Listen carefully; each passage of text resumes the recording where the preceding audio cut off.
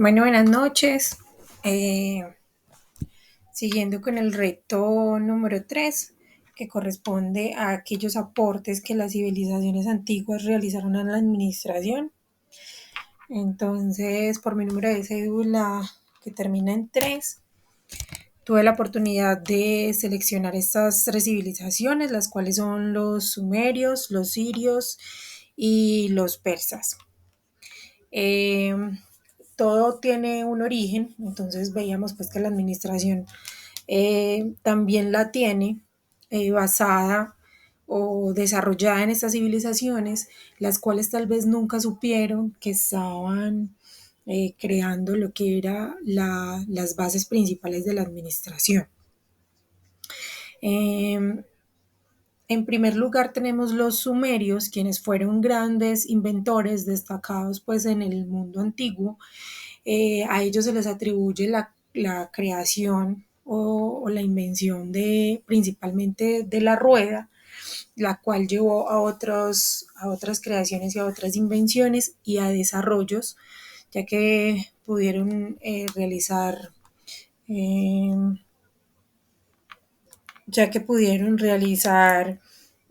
transportes de alimentos y de personas.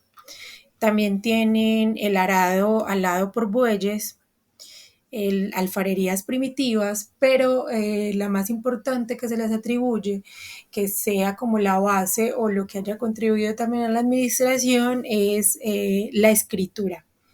Entonces, en esta civilización de los sumerios ya se veía un orden jerárquico, es decir, ya había niveles de mando entre los cuales pues estaban los reyes y seguían los subalternos.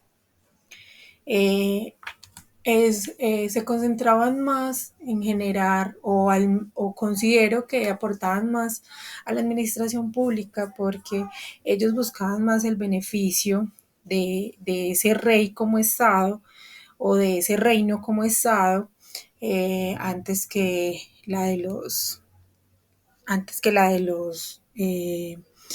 las personas inferiores en la jerarquía.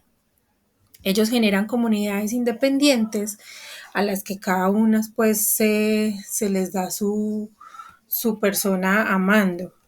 Eh, Están bajo la dirección pues de príncipes o reyes y los cultivos los realizan los siervos y los parcelarios. Entonces trabajan para ese rey, para ese príncipe, tienen una remuneración, digamos, en, su, en lo que producen, pero está más enfocado al crecimiento y de ese estado, de ese rey.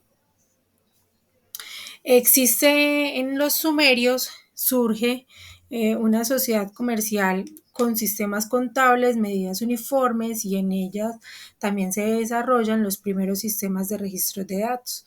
Entonces, al desarrollar la escritura, al poder tener la posibilidad de tener una comunicación escrita, podían tener esos sistemas de registros.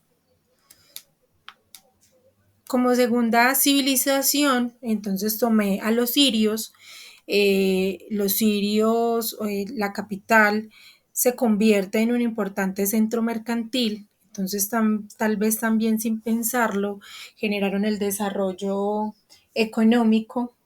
eh, y mientras mercaderes o personas que se dedicaban al mercadeo viajaban por amplias zonas, entonces esto permitía que ese comercio se pudiera expandir. Entonces es una forma, ya con ellos creo que también aportan a la administración privada y pública, porque entonces ya los sirios no solo están concentrados, eh, pues centralizada, es una forma centralizada en el rey, pero también de cierta manera por medio de esa expansión comercial podía tenerse acceso al mercado por parte de las demás personas. Usaban muy buenas técnicas de comunicación y esto hacía que se unieran pueblos de tierras extensas.